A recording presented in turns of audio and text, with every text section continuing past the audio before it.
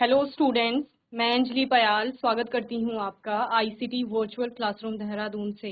कैसे हैं आप सब लोग? उम्मीद करती हूँ आप सब लोग अच्छे होंगे और अपनी लाइफ में बहुत बेहतर कुछ कर रहे होंगे। आज हम बात कर रहे हैं क्लास 10th के साइंस की, और जैसा कि आप जानते हैं चैप्टर 4 आपका यहाँ पर चल रहा है, कार्बन एंड इट्स कंपाउंड्स, यानी कार्बन एवं उसके यौगिकों के बारे में हम लोग बात कर रहे थे। और जहां पर आपने चैप्टर को अच्छे से 2 बार रिवाइज कर लिया है और लास्ट सेशन से हमने इसके क्वेश्चन आंसर्स लेना स्टार्ट किया है, यानी कि जो भी चैप्टर के आपने टॉपिक्स पढ़े हैं उससे रिलेटेड किस प्रकार के क्वेश्चन बनते हैं और जब वो क्वेश्चन पूछा जाएगा तो आप आंसर किस प्रकार से लिखेंगे वो हम यहाँ पर सीख रहे थे।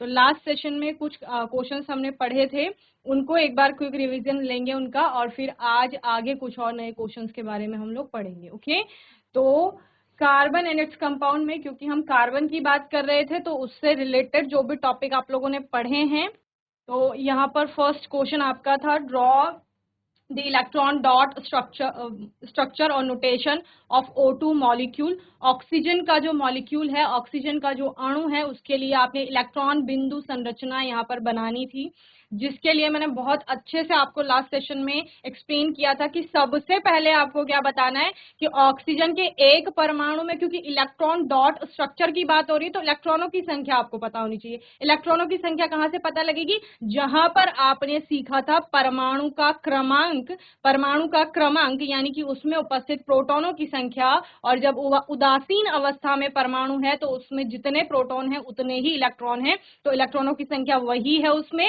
जितना कि उसका परमाणु का क्रमांक है। ठीक है ना? तो ऑक्सीजन का परमाणु का क्रमांक 8, यानी कि उदासीन अवस्था में एक एटम में आपके 8 इलेक्ट्रॉन होंगे। तो चूंकि यहाँ पर O2 लिखा है तो कितने एटम है? 2 एटम, यानी कि 2 परमाणु है ऑक्सीजन के, और 2 परमाणु में 8-8 इलेक्ट्रॉन आपके। और हम बाह्यतम कोश की बात करते हैं कि सबसे बाहर वाली कोश में कितने इलेक्ट्रॉन आएंगे, तो आपने कहा था मैम 6 इलेक्ट्रॉन आएंगे, तो वो 6 इलेक्ट्रॉन दोनों के हैं और दोनों को अपना अष्टक पूरा करना है, 8 इलेक्ट्रॉन पूरे करने हैं। तो 2-2 इलेक्ट्रॉनों को बीच में रखकर वो क्या कर रहे हैं? साझेदारी कर रहे हैं। साझेदारी यानी शेयरिंग, जो हमने कोवेलेंट बॉन्डिंग के अंतर्गत पढ़ी थी उसी की बात की जा रही है, और इस प्रकार से वहां पर कोवेलेंट बॉन्ड फॉर्म होगा और आप क्या कहते हो, इस प्रकार से इलेक्ट्रॉन डॉट स्ट्रक्चर कुछ ऑक्सीजन का बनता है। ओके, देन हमने सेकंड क्वेश्चन देखा था, name a molecule that has triple bond. आपको ऐसे एक अणु का नाम बताना है जिसमें ट्रिपल बॉन्ड यानी कि त्रिआबंध होगा।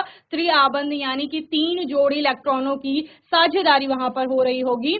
और नाइट्रोजन ऐसा मॉलिक्यूल है, नाइट्रोजन का मॉलिक्यूल जो है N2 डाई नाइट्रोजन भी आप इसे कहीं पढ़ते हैं, तो 2 एटम होंगे नाइट्रोजन के और दोनों के मध्य 3 जोड़ी इलेक्ट्रॉनों की, 3 पेयर इलेक्ट्रॉन्स की क्या होगी? साझेदारी होगी, यानी कि शेयरिंग होगी।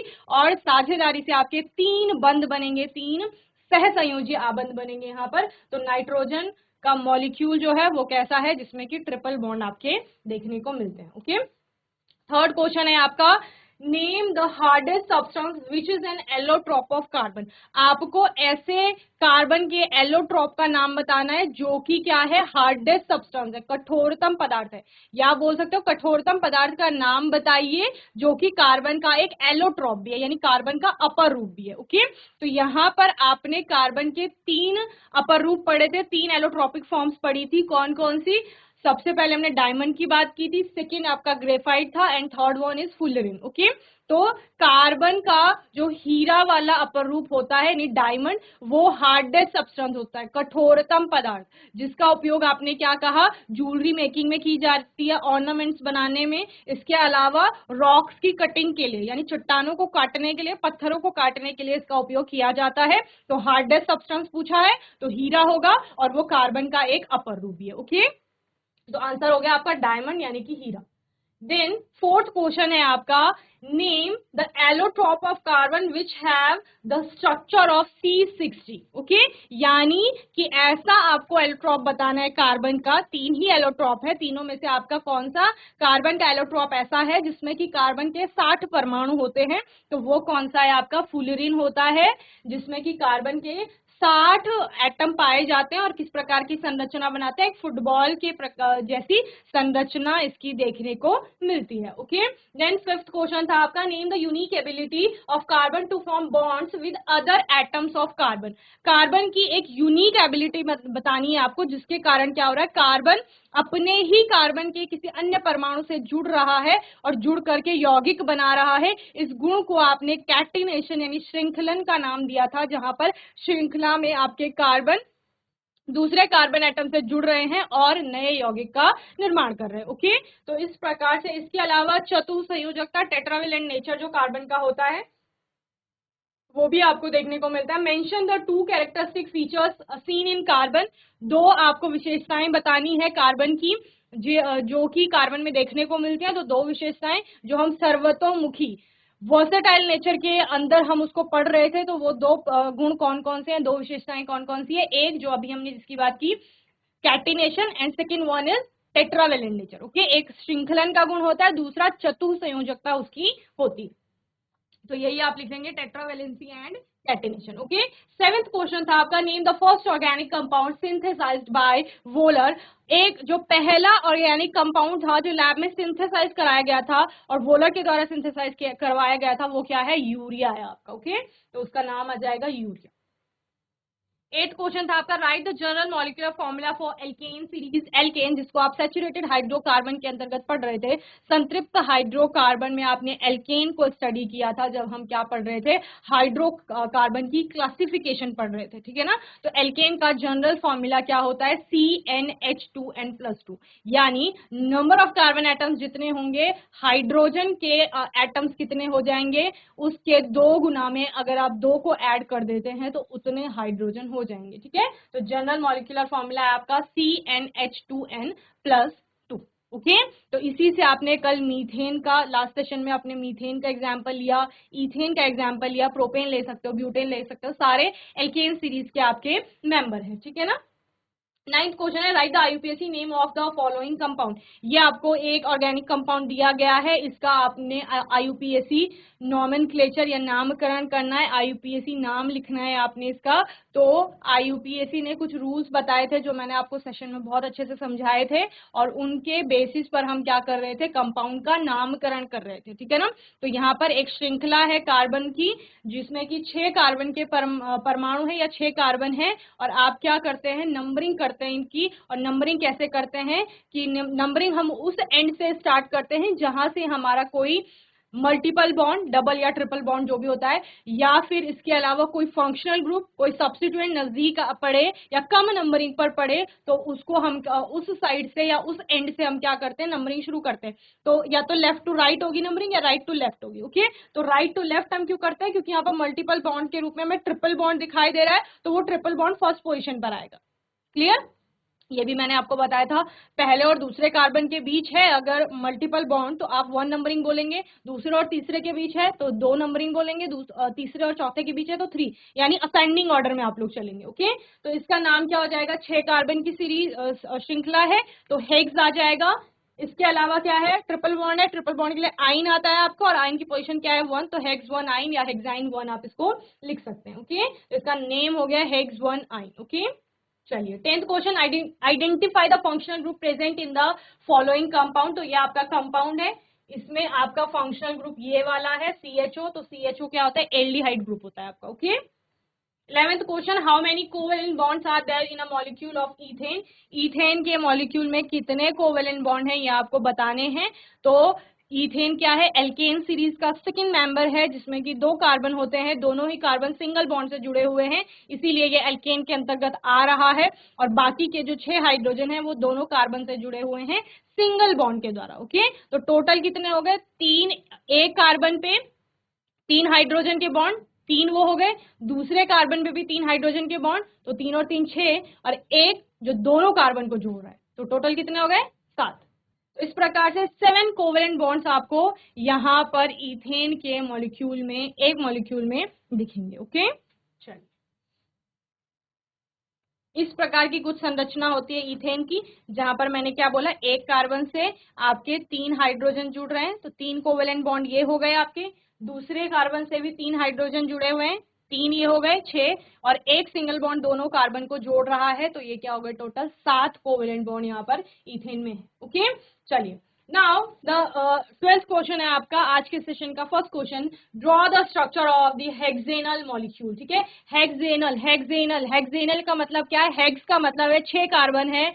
अल आपको क्या बता रहा है कि CHO एक कार्बन जो होगा वो एल्डिहाइड ग्रुप का होगा, और एन आपको बता रहा है कि सारे कार्बन सिंगल बॉन्ड से जुड़े हुए हैं। तो हेक्सेनल का आपको स्ट्रक्चर बनाना है जहां पर कि आपको मॉलिक्यूलर फॉर्मूला दिया गया है C5H11CHO।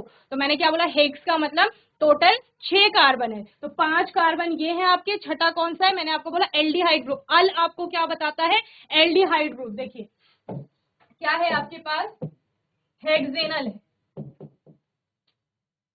ठीक है, हेग्स आपको क्या बता रहे हैं? 6 कार्बन। एक एन क्या बता रहा है आपको? एन बताता है एल्केन सीरीज, यानी कि कार्बन कार्बन जो है वो सिंगल बॉन्ड से जुड़े हुए हैं। ये क्या बता रहा है? Single bond. ओके, और अल आपको क्या बता रहा है? अल आपको बता रहा है कि ये एल्डिहाइड ग्रुप।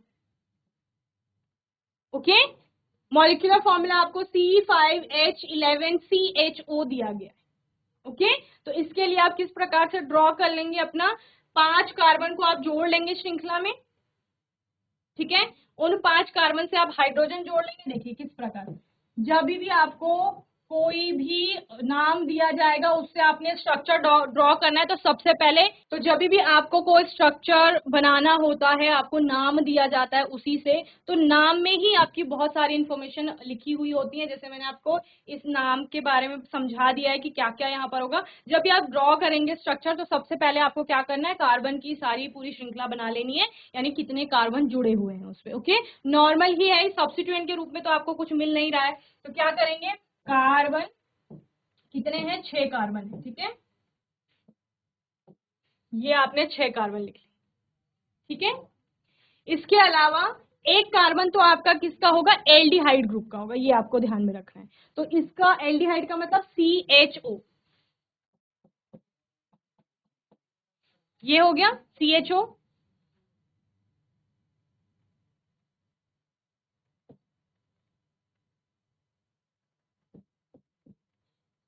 बाकी आपके 5 कार्बन हैं, इनकी आप बॉन्डिंग पूरी कर लेंगे। ठीक है ना, सिंगल बॉन्ड है सबके बीच में, सारे कार्बन के बीच में। ये कौन बता रहा है? ये हमें ये एन बता रहा है।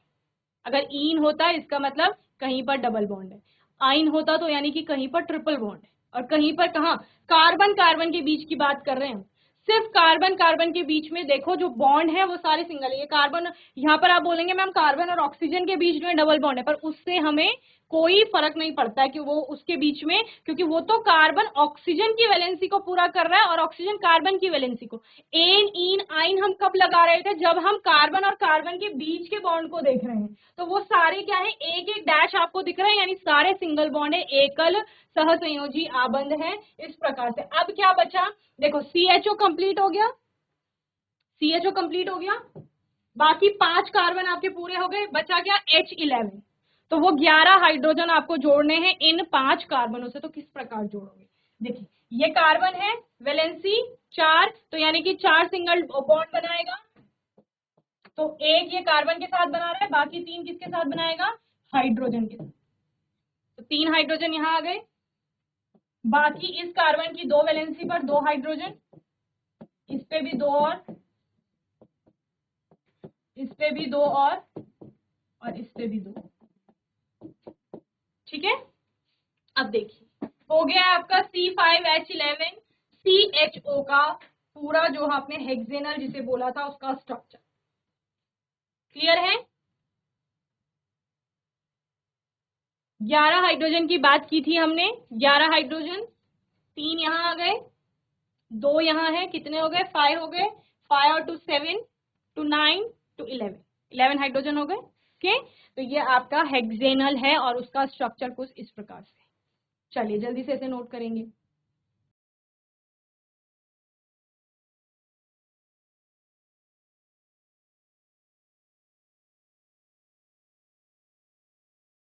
ये एल्डिहाइड ग्रुप जो आपने इस साइड लगाया है, ये इस साइड भी लगा सकते हैं। जैसे इस वाले में क्या किया उन्होंने यहाँ पर कार्बन से ऑक्सीजन को नीचे की साइड जोड़ लिया तो उससे कोई फर्क नहीं पड़ता है, तो आप किसी भी प्रकार से बना सकते हैं।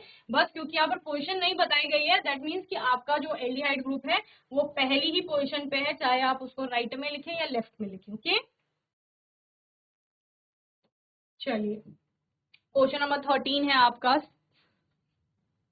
Write the name and formula of the second member of homologous series having general formula CnH2n. Okay, CnH2n जिसका जनरल फॉर्मूला होगा उस होमोलोगस सीरीज का जो सेकंड मेंबर है उसका आपको नाम और फॉर्मूला यानी कि नाम और सूत्र बताना है, ठीक है ना।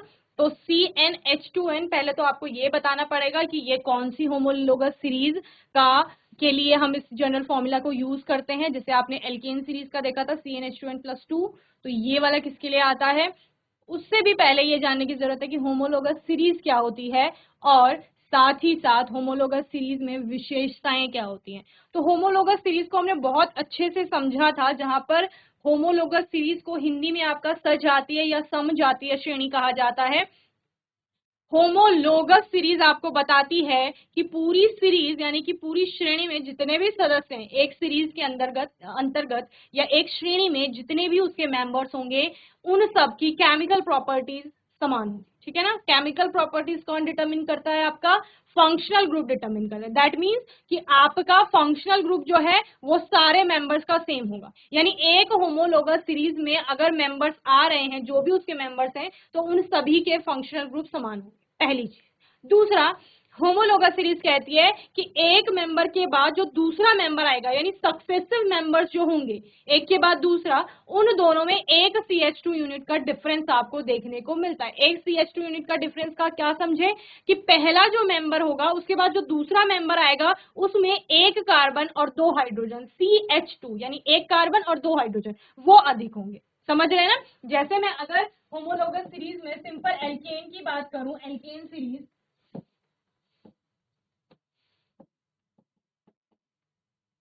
तो एल्केन सीरीज का पहला मेंबर कौन होता है, मीथेन होता है। तो मीथेन आपका क्या है, CH4, ठीक है ना। दूसरा क्या होता है, इथेन होता है। तो इथेन में आपका क्या होगा, C2H6। इन दोनों, ये सक्सेसिव मेंबर है एक के बाद दूसरा क्रम में, तो इन दोनों में अगर आप डिफरेंस देखो, एक एक कार्बन और चार हाइड्रोजन यहाँ भी है। अगर आप दूसरे मेंबर की बात करें तो यहाँ पर एक कार्बन एक्स्ट्रा है ऊपर वाले से और दो हाइड्रोजन एक्स्ट्रा है, तो यानी CH2 यूनिट का डिफरेंस यहाँ पर देखने को मिलेगा, ठीक है। तीसरा आपका आता है C3H8। तो अगर इन दोनों के बीच में देखें तो यहाँ पर भी आपको एक CH2 यूनिट का डिफरेंस देखने को मिलेगा। तो यही आपकी क्या है, होमोलोगस सीरीज होती है। ये तो हमने सिंपल एल्केन की देखी, इसी प्रकार एल्कोहल की हो सकती है, एल्डिहाइड की हो सकती है, कीटोन हो गया, किसी भी फंक्शनल ग्रुप की अपनी एक होमोलोगस सीरीज होगी, ठीक है ना। उसमें सेम आपको देखने को मिलेगा, एक CH2 यूनिट का डिफरेंस दिखेगा सक्सेसिव मेंबर्स के बीच में, और दूसरा हमने क्या कहा, एक CH2 यूनिट का मतलब क्या, 14 मास यूनिट का डिफरेंस देखने को मिलेगा। इसके साथ साथ ही हम क्या बात कर रहे हैं कि उस होमोलोगस सीरीज में आपके जो सारे मेंबर्स हैं वो हैविंग सिमिलर प्रॉपर्टीज यानी कि उनके एक समान गुण होंगे यहाँ पर। ओके, यानी अगर हम इनकी गुणों की बात करें, मीथेन हो गया, इथेन हो गया, propane, butane, pentane, hexane, heptane, तो इनके जो केमिकल प्रॉपर्टीज होंगी वो लगभग समान होंगी सबकी। ओके, देन यहां पर बात किसकी की, CnH2n की कि ये कौन सी होमोलोगस सीरीज है आपकी। तो मैंने आपको बताया कि एल्केन के लिए आपने देखा था CnH2n+2, तो ये आपकी एल्केन है। एल्केन के बाद दूसरी थी आपकी जो अनसैचुरेटेड में आ रही थी, एल्कीन, और तीसरी थी एल्काइन, जो आपकी, ये दोनों आपकी अनसैचुरेटेड में आती, एल्केन और एल्काइन। ओके, तो एल्केन के लिए CnH2n, ठीक है, ये 2n+2 एल्केन का। एल्कीन में आपने क्या कहा, CnH2n, तो उसी का आपको सेकंड मेंबर पूछा है उन्होंने। तो सेकंड मेंबर क्या हो जाएगा, इसके साथ आपका आएगा यहाँ पर इथीन। ओके,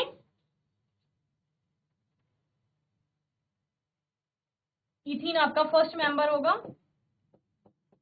क्योंकि डबल बॉन्ड किसके बीच देख रहे हैं, कार्बन कार्बन के बीच में देख रहे हैं ना। एल्केन का तो पहला मेंबर क्या हो गया आपका, मीथेन हो गया। अगर हम एल्कीन की बात करें तो वहां पर पहला मेंबर आपका क्या हो जाएगा, ईथीन हो जाएगा। क्योंकि मिथ के साथ तो आपका, क्योंकि मिथ का मतलब क्या है, एक कार्बन, तो इस कार्बन के साथ दूसरा कार्बन है ही नहीं जिसके साथ वो डबल बॉन्ड करेगा। तो शुरू कहाँ से होगी, ये वाली सीरीज इथ से शुरू होगी। तो यानी पहला मेंबर क्या हो जाएगा, ईथीन हो जाएगा।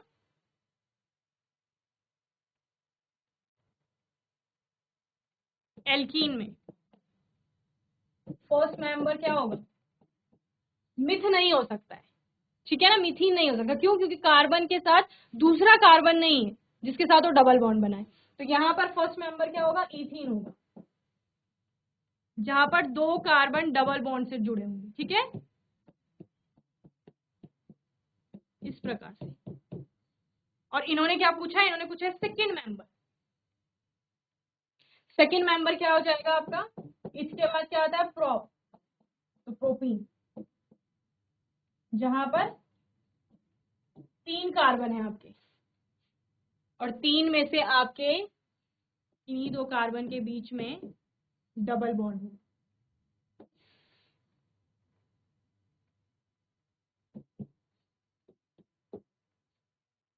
ओके, सो CnH2n किसका है, एल्कीन का है, और सेकेंड मेंबर क्या हो गया इसका, प्रोपीन हो गया।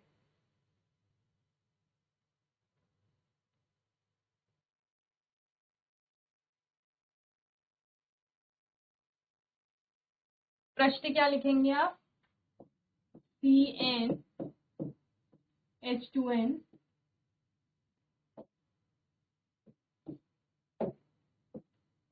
सामान्य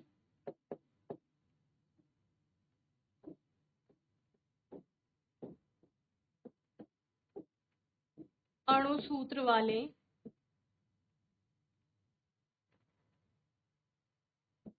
या अणुसूत्र वाली सजातीय या समजातीय श्रेणी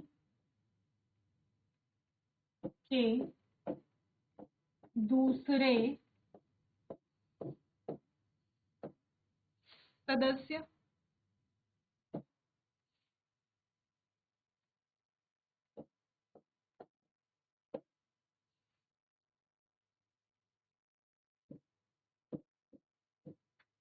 का नाम व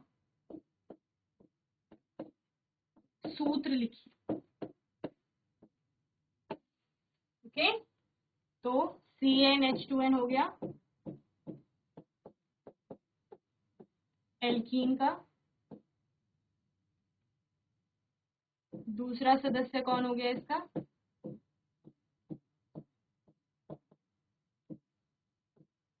C3H6 प्रोपीन।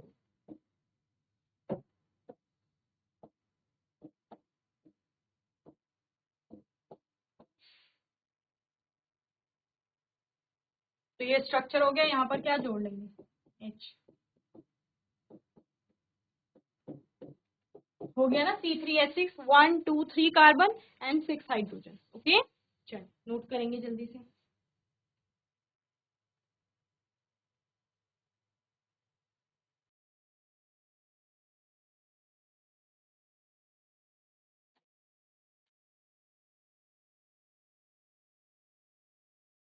चलिए, question number 14, write the molecular formula of an alkyne containing 10 atoms of hydrogen. Okay, आपको एल्काइन का नाम बताना है। एल्काइन यानी कि ऐसा कंपाउंड होगा जहां पर कार्बन कार्बन के मध्य आपको ट्रिपल बॉन्ड बनता हुआ दिख रहा है, और जिसमें हैविंग 10 एटम्स ऑफ हाइड्रोजन बोला है, यानी कि आपके 10 हाइड्रोजन के परमाणु होंगे उस कार्बनिक यौगिक में या उस हाइड्रोकार्बन में आप बोल रहे हो। तो यहाँ पर आप जनरल मॉलिक्यूलर फॉर्मूले से भी निकाल सकते हैं, जो आपका एल्काइन के लिए आता है। एल्काइन के लिए क्या आता है,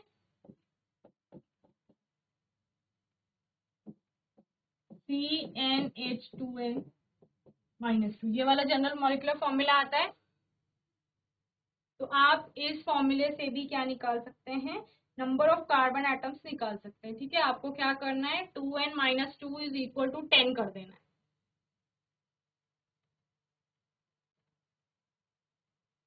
ठीक है, क्या बोला मैंने? नंबर ऑफ हाइड्रोजन एटम आपको पता है is equal to 10, and we know that number of hydrogen atom is also equal to 2n minus 2 for alkyne. Okay, alkyne के लिए ये जनरल फॉर्मूला होता है आपका। तो आप इसके इक्वल वैल्यू को रख सकते हैं, 2n minus 2 is equal to 10, 2n is equal to 10 plus 2, 2n is equal to आ जाएगा 12, n is equal to 12/2, that is equal to 6। यानी और n क्या होता है आपका? Number of carbon atoms. Okay, n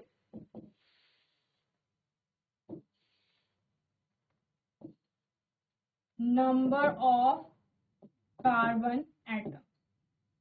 ठीक है, तो कितने हो गए? 6। तो यही है C6H10 क्या होगा? वो आपका कंपाउंड होगा, यानी कि हेक्साइन। ओके, और आप इस हेक्साइन को बना भी सकते हैं।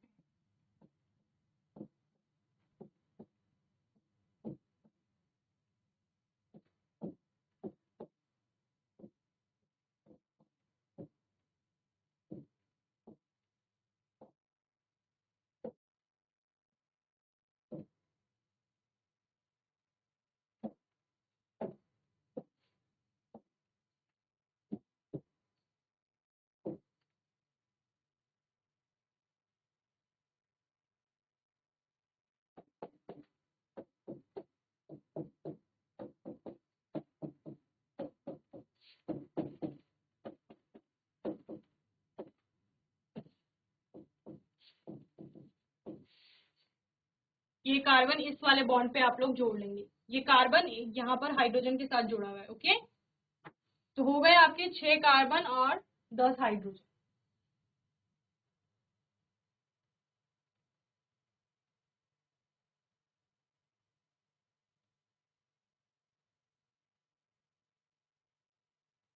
प्रश्न लिखेंगे,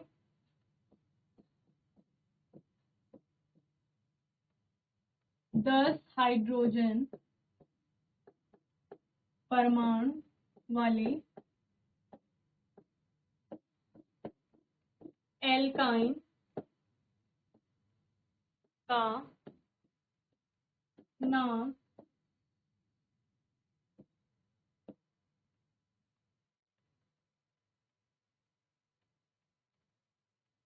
मॉलिक्यूलर फॉर्मूला पूछा आपको। ठीक है, नाम भी लिख सकते हो आप।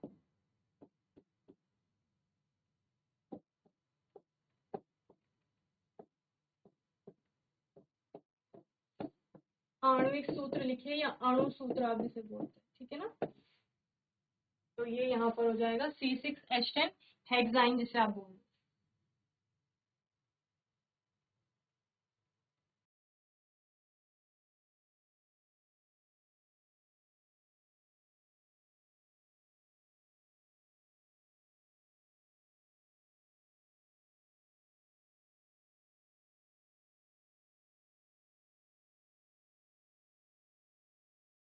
चलिए नेक्स्ट क्वेश्चन देखते हैं। Question number 15, why is ethanoic acid known as glacial acetic acid? Ethanoic acid को ग्लेशियल एसिटिक एसिड क्यों कहा जाता है? क्योंकि आपने देखा था कि वहां पर टेम्परेचर कम होता है जब, तो वो ग्लेशियर की तरह स्ट्रक्चर फॉर्म कर लेता है, तो इसीलिए acetic acid freezes as 290 kelvin to form crystals which look like glaciers, so pure ethanoic acid is known as glacial acetic acid. Okay, क्योंकि यहाँ पर क्या हो रहा है, एसिटिक एसिड जो है वो फ्रीज हो जाता है, जम जाता है 290 केल्विन तापमान पर, और क्रिस्टल्स के समान संरचना बनाता है जो कि ग्लेशियर की तरह दिखता है। तो इसीलिए प्योर जो आपका इथेनोइक एसिड है उसको ग्लेशियल एसिटिक एसिड कहा जाता है। ओके, चलिए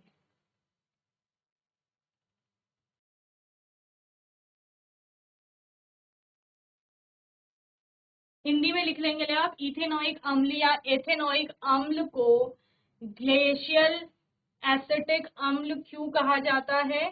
तो आप लिखेंगे एसिटिक एसिड 290 केल्विन तापमान पर जम जाता है और क्रिस्टल के समान संरचना बनाता है जो ग्लेशियर की तरह दिखते हैं, इसीलिए जो शुद्ध इथेनोइक या एथेनोइक जो भी आप हिंदी में लिखेंगे वो अम्ल ग्लेशियल एसिटिक अम्ल के रूप में जाना जाता है। ओके, चलिए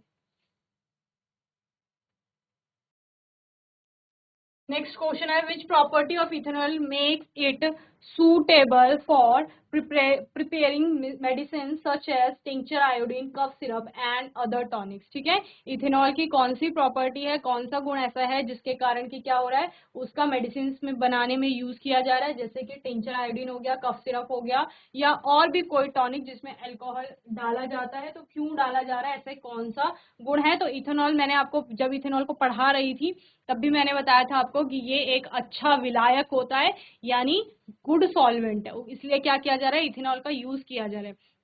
मैंने बोला था कि हायर क्लासेस में आप पढ़ते हैं, जैसे फार्मास्यूटिकल्स में किसी भी चीज का एक्सट्रैक्शन लेना होता है तो उसमें भी इथेनॉल को यूज किया जाता है। जैसे कि अगर जैसे किसी पत्ती से आपको क्या करनी है, दवाई बनानी है, सपोज नीम का यूज कर रहे हैं हम लोग, तो नीम का पूरी पत्ती का यूज नहीं करेंगे, उसका एक्सट्रैक्ट निकाला जाएगा, तो नीम की पत्तियों को क्या कर दिया जाएगा, इथेनॉल में आपका डुबोकर रख दिया जाएगा कुछ समय के लिए। तो इसी प्रकार से दवाइयों का निर्माण हो रहा है, टिंचर आयोडीन हो गया या कफ सिरप हो गया या टॉनिक्स हो गई, इन सभी के निर्माण में या इन सभी को बनाने के लिए इथेनॉल को एक विलायक के रूप में लिया जाता है, क्योंकि ये बहुत अच्छा विलायक है, या इसका उपयोग किया जाता है इन सभी को बनाने के लिए। ओके, चलिए नोट करेंगे इसे।